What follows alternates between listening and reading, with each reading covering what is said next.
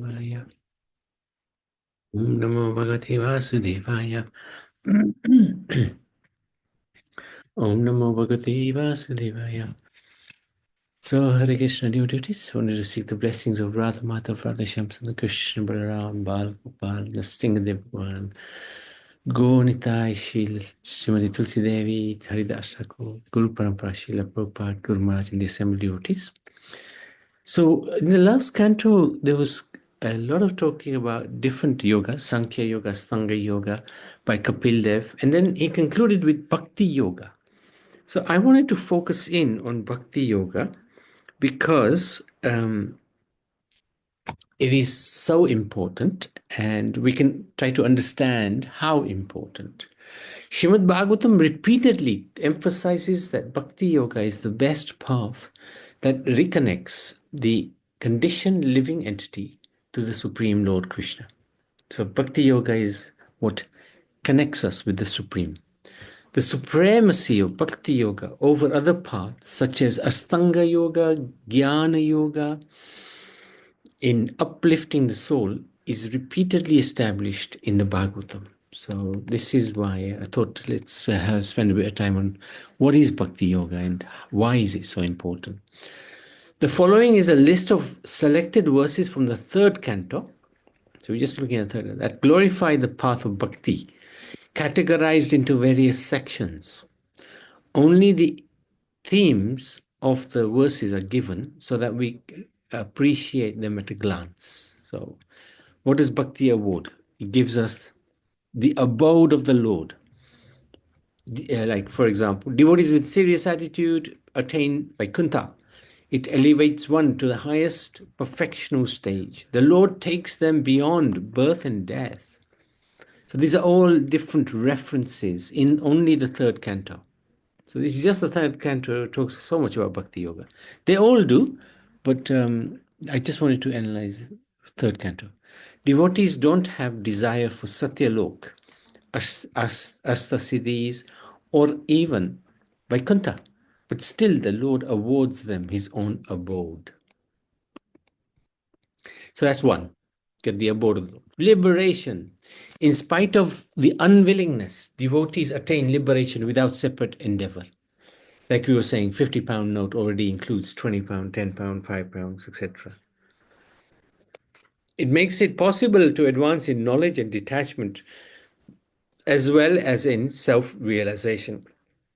So with bhakti, you get everything, knowledge, detachment, and also who you are, self-realization. So it's very powerful. Transcendental opulences. Time cannot destroy the transcendental opulences that the devotee receives. Nothing is impossible for one who takes shelter of the Lord. So this is interesting. It awards love for the Lord. One surpasses the three gunas and attains prema for the Lord. The Lord is never separated from the lotuses of the hearts of the devotees. Quickly dissolves the subtle body of living entities without any separate endeavor. So this subtle body stays with us until we are in this material world. And what is the subtle body? Mind, intelligence, and ego. Bhakti Yoga destroys that subtle body because it will take us to the spiritual world and no separate endeavor needed. By hearing about the Lord's qualities, the mind flows continuously to the Lord and unobstructed. Such bhakti is causeless and uninterrupted. So this is very powerful. The mind, which is so hard to control. If we hear the Lord's qualities, the mind flows continuously to the Lord. Hearing Krishna Katha in the association of devotees will give ruchi, taste, a shakti, attachment, bhava, great love, and prema, the supreme love. It's the best process. Perfection in self-realization cannot be attained unless one engages in bhakti. So even if we're doing karma yoga Astanga Yoga, Jnana Yoga, Sankhya Yoga. Still need bhakti. Bhakti is, without it, no perfection. There is no greater person than he who has no interest outside of the Lord. The Lord is perceived only through unfailing bhakti. Tivra bhakti is the only means for attainment of the final profession of life, which is prema bhakti. Removes miseries. As long as people of this world, in this material world, do not take shelter of your lotus feet, they are full of anxieties. So unless we actually do bhakti, we're just always going to be worried, and miseries will just persist. It delivers one from all material pangs. There is never any question of frustration. Devotees are never put into the threefold miseries, which is adhyatmic, adidevik, adibodhik. The sadhus do not suffer for material miseries. So bhakti yoga versus materialistic path, i.e., earning money. Devotees find it easy to seek Lord's protection, but unrighteous people find it difficult. One who fails to please the Lord certainly neglects his own self-interest. Devotees can only put faith in Lord Krishna as transcendental sense activities, not those who are under the control of supernatural force. Anyone whose work, religious, ritualistic performance, and renunciation does not lead to bhakti must be considered dead, although he's breathing. So whatever we're doing, somehow we got to connect it to bhakti.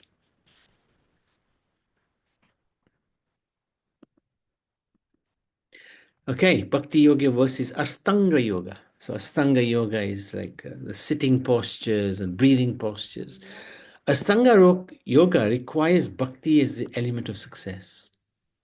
Always merged in devotional service, the Astanga yogi visualizes the Lord standing, moving, lying down, sitting within him. Bhakti yoga versus Viratrup worship. Viratrup is the universal form of the Lord. Worshippers of the Viratrup don't get liberation if they don't possess bhakti. They need bhakti. Bhakti yoga versus Jnana yoga. Jnana yoga is accumulating knowledge about God. Bhakti is very easy to perform, but other processes, Jnana and Astanga yogas, involve a lot of pain. Pain, austerity, very hard.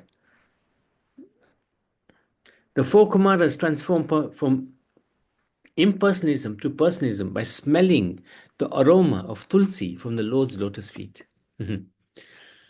Either by bhakti or by philosophical research, one has to find some destination as Bhagwan, Brahman, which is nothing but the bodily effulgence of the Lord.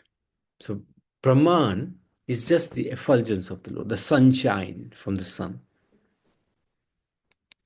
So Jnana Yoga requires bhakti as the element for success. For a jnani to attain impersonal Brahman, developing bhakti is an element. So it's an important element. Process of jnana involves engaging in bhakti with the faith that the Lord is real. The Lord is real.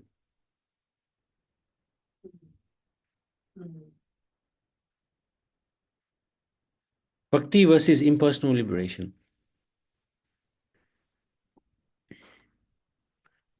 So Gyan in itself needs bhakti to make sure that we have the faith that Lord is real.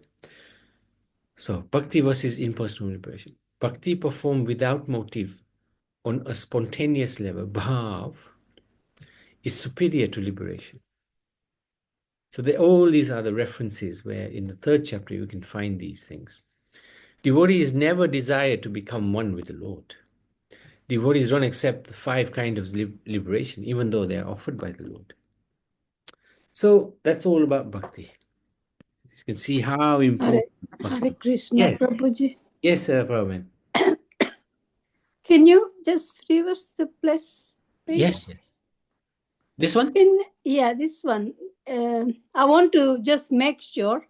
Ha. When he says bhakti perform without motivate on the spontaneous level, bhav, is the bhava Gujarati word or English? It's a Sanskrit word. Bhav means Because in Gujarati, when we say bhav, ha. is like આપણે કઈ ભાવ પૂછ્યો કે how are you અને બીજો અર્થ એ ગુજરાતીમાં થાય કે આપણે એના એના પ્રત્યે આપણને વધારે પ્રેમ જાગે. હા, એ જ મતલબ છે. એ જ મતલબ છે.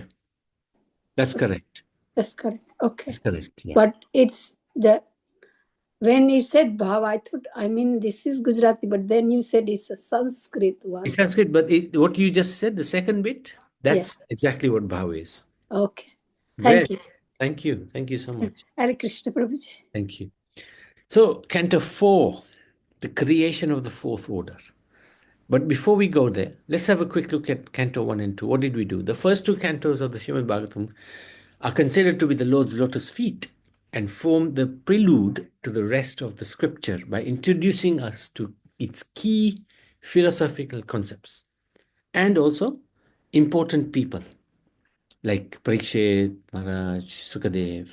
These cantos also establish Bhakti Yoga as the topmost spiritual path and Lord Krishna as the Supreme Personality of Godhead, the fountainhead of all incarnations. So in these cantos, there are descriptions of wonderful prayers by Kunti Devi, for example, the Lord's reciprocation with them, birth of Parikshit, his activities of chastising Kali, history of Bhagavatam, how it appeared, creation, universal form. Chaturasloki is in there, second canto. Definition of the 10 topics of Bhagavatam. So the third canto, which we just did, together with the fourth, corresponds to the Lord's thighs and predominantly discusses the topic of the primary and secondary creation through conversation of Vidur and Maitreya. And it describes a number of topics: creation, sub-creation by Brahma, time, embryology, family life, then the different yogas. It talks about spiritual world, material world, also talks about hell. In the third canto, there are prominent episodes: pastime of Varaha, description of Vaikuntha, Lord Vishnu, interaction of Kashyap Muni and Aditi, the household life of Kardam Muni and Devahuti, and teachings of Lord Kapil. So, fourth canto, rough idea what we will see in this canto. Very interesting canto. Maitreya continues to describe the family lines of Swayambhu Manu, descendants. He had 3 daughters, 2 sons. Devahuti, Akuti, and Prashuti are the daughters, and the sons are Uttanpad and Priyavrat. So we will see Priyavrat is described in the 5th canto. So Devahuti, she had 9 daughters, married to 9 the Saptarishis, the powerful sages. One of the daughters, Ansuya, was married to Atri. They begot Dattatreya, Soma, and Durvasa, who are partial expansions of Vishnu, Shiva, and Brahma. Akuti was married to Prajapati Ruchi, and they begot Yagya and Dakshina. Prashuti married to Daksha and begot 16 daughters. 13 married Dharma, 1 married Agni, 1 married the Pittas, and Sati was married to Shiva. So we're going to talk about that in the 4th canto. Uttanpad, the son, he had 2 queens, Suniti and Surichi. And that's going to be in the 4th canto as well. There are many admirable personalities unveiled in this canto: Lord Shiva, Suniti, Dhruv Maharaj, King Anga, Prithu, Pachetas. There are examples of extraordinary examples of devotional service. We can learn about the unfavorable attitudes in devotional service from the mistakes of the following characters. So these Daksha, he made some terrible mistakes. Suruchi, who also offended Dhruv. Vena, very notorious king. Indra, king of heaven, also made some mistakes. Prachinabharahi. The positive transformations undergone by many of these personalities, mainly due to the intervention of devotees, add to the glory of bhakti. So this canto is very rich. Furthermore, the prayers of pure devotees in this canto disclose the foremost aspirations of the devotees to hear Krishna Katha in the association of devotees.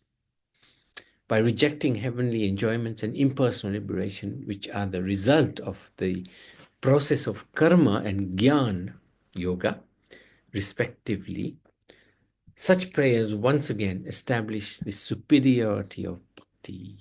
There are many examples of kings like Uttanpad, Dhruv, Ang, Prithu, Pachinabharhi, and the Pachetas, who ruled the citizens with full responsibility while practicing bhakti, and then retired in an exemplary way at the right time for spiritual advancement. There are glorious examples of ladies like Anasuya, Sati, Suniti, Archi, Vairabi, who are devoted to their husbands with faith. Their activities teach lessons to disciples in serving their gurus. Okay, so Canto 4 is very interesting. Let's do at least one or two chapters. Oh, yes, tracking the conversations. No. Yes. So Canto 1 started with the sages in Naimisharanya. Canto 2 was Sukadev and Parikshit Maharaj. And then there were a lot of questions by Shonak to Sutta. And then Canto 3 brought in Vidur and Uddhav, and then Vidur and Maitreya. And then there were sub-conversations between Brahma and Vishnu. And then mainly is Vidur and Maitreya, and then Canto 4 is also Vidur and Maitreya. Okay. Genealogical table of the daughters of Manu. That's the title of this chapter. Akuti and her husband Ruchi gave their son, who is an incarnation of the Lord, to her father, Swambhu Manu, because that was the condition Manu placed on giving his daughter to Ruchi. Knowing their son would be an incarnation of the Lord. Later, Yagya, that's the incarnation, married Dakshina, who is a partial incarnation of Lakshmi, and by whom he had 12 sons, also known as the Tusitas. Yagya and Dakshina appeared from Akuti simultaneously, as they were Vishnu and Lakshmi. Their eternal relation cannot be changed. So this is a spiritual, transcendental relationship. It's not an ordinary relationship between Yagya and Dakshina. Swambhu Manu handed over his daughter Prashuti to the son of Brahma named Daksha, who was also one of the progenitors of the living entities. Progenitor means he produced a lot of different races. Kadam Muni's daughter Kala was married to Marichi, gave birth to two children whose name was Kashyap and Purnima. Anasuya married Atri. In a mountain valley, Atri Rishi, who wanted the Lord of the universe as his son, stood on one leg, performed pranayam, and ate nothing for 100 years. Wow. When a blazing fire came from his head, the three principal deities, Brahma, Vishnu, and Shiva, appeared, along with many demigods, to benedict Atri. So this is Atri. These are the Gunavatars and other demigods as well. Brahma, Vishnu, Shiva were very pleased with Atri despite his not knowing which of them was supreme, as all three deities had appeared before him, because any of them can be known as the Lord of the universe, Jagat Ishwar. They smilingly benedicted him that he would have three sons who would be partial manifestations of their potency. So from Brahma came Soma. This is Soma, the moon god.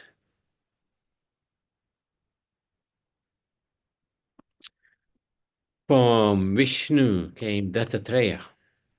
There's Dattatreya. From Shiva came Durvasa Muni. Whoa.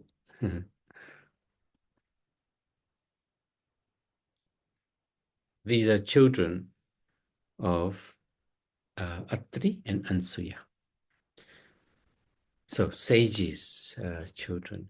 Maitri lists the sons of Angira, Pulatsya, Pulaha, Kratu. These are the Saptarishis, Vashishta, Sarva.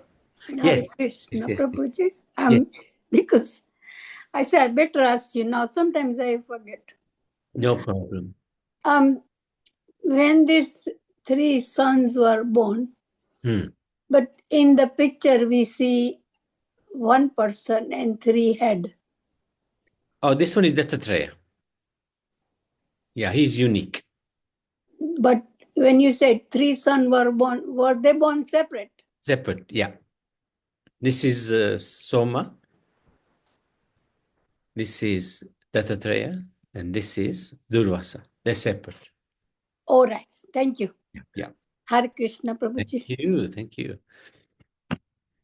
The famous offspring in these two lines were Brihaspati, Agastya, Kuver, treasurer of the demigods, 60,000 Valakyas, Chitraketu, very important person. We'll talk about him in a lot of detail.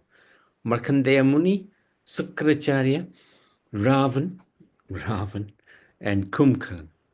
So they are children of the Saptarishis.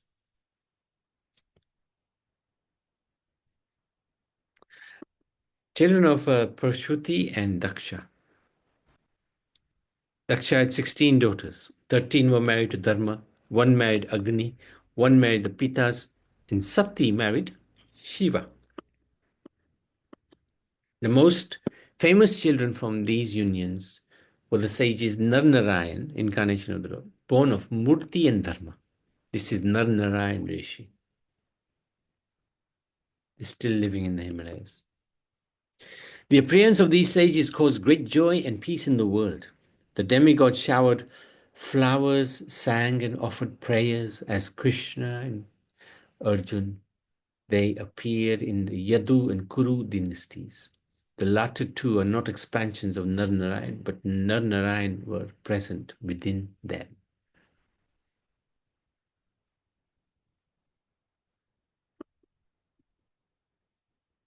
Agni has had 3 sons, 45 grandsons, including Agni.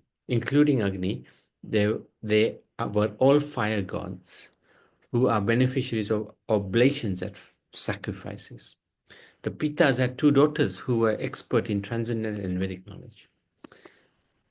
Lord Shiva's wife did not produce a child. She gave up her body before reaching maturity because of her father's insulting her husband in spite of Shiva's faultlessness. So this is where Vidur then, this next chapter is called, chapter 2 is called Daksha Curses Lord Shiva.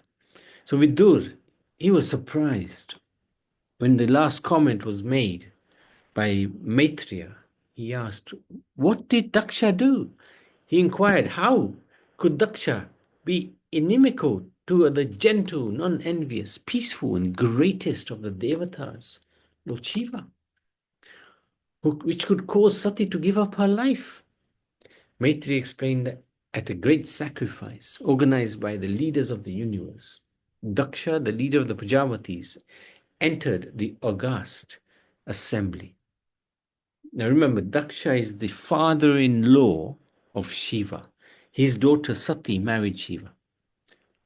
So he entered the assembly in the heavens, his personal bodily luster as bright as the effulgence of the sun. And he was honored by all the sages and demigods who all stood up to greet him, except Lord Brahma, because Lord Brahma is the grandsire. He doesn't have to stand up to respect. And Lord Shiva, who remained seated. Now, Lord Shiva is in one sense subordinate to Daksha because he is his son-in-law, but in another sense, Lord Shiva is superior even to Lord Brahma. So Daksha got angry, his eyes glowing, was greatly angered because Shiva, his son-in-law, did not respect him. He did not rise out of respect or say any sweet words to greet him. Due to the previous envy of Shiva, he was envious of Shiva. Daksha accused Shiva of being mad, ill-mannered, shameless, dishonest, inauspicious, dirty and mad. This is really offensive. Daksha then cursed Shiva to never get a share in the sacrificial oblations, and then he stormed out of the assembly just because he was not respected, just because Shiva did not rise. Daksha's ego could not handle it. He got very angry. There he is. There's Brahma, there's Lord Shiva. Shiva had accepted the insults of Daksha as indirect praise. Yes, I am mad with love for God. Even the curse was a blessing as a great Vaishnava. It is not befitting for Shiva to have the fruits of sacrifice along with the other demigods. This is the beauty of Shiva. He did not take anything as an insult. Whatever insults were thrown at him, he took them as a compliment, praise.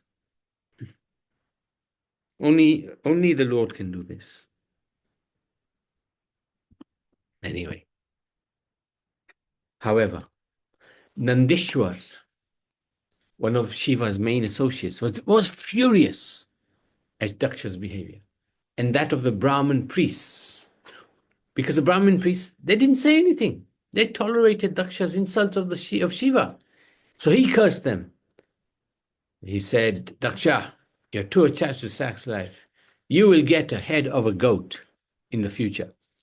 The Brahmins, they were cursed to remain materialistic and continue in the cycle of birth and death. Then Brigu got involved and started cursing the Shivites, Shiva's followers. In retaliation against Nandishwar's curses, Brigu cursed Shiva's followers to become atheists. And they did when Sankaracharya came. They became atheists because they no longer worship the form of the Lord. They worship the impersonal form. They will be diverted from shastric regulations, become addicted to wine and flesh, imitate Shiva by keeping long hair, and also smoking ganja, etc. Well, we don't know if Shiva smokes ganja, but that's what they do. This cursing and counter-cursing upset Shiva, who silently left the assembly. Lord Shiva feared that Nandeshwar may speak badly about Lord Vishnu and his devotees, and so as to stop him and Brigu from further cursing and counter-cursing, he left.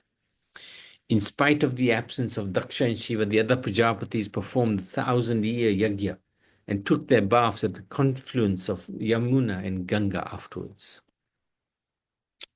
So that's chapter 2. Next, chapter 3, we'll look at it tomorrow. Any questions from that? It's quite a lot, huh? Yes, Prabhuji. Excuse me. Is anybody wants to ask anything? No, you go ahead. Yeah. Excuse me. Is this the yagna you're talking about, the one where Prajapati done the yagna, but he didn't call the Shiva. Is that the one you're talking, or is that different one? That's a different one. That's his own yagna. This one, he already left. After cursing Shiva, he left. Oh, he cursed the Shiva, and then he left. Oh, right. So this is the different one. Right. Yeah, we'll see that in the next chapter. All right. Thank you. Thank you. Thank I was just thinking that you didn't say anything about Sati. That's why. Yeah, Sati is coming next chapter. All right. Thank you. Thank you. Yeah, carry on. Thank you. Hare Krishna. Let's stop there. Any other questions? Otherwise, we can stop. Okay. Srimad Bhagavatam ki jai.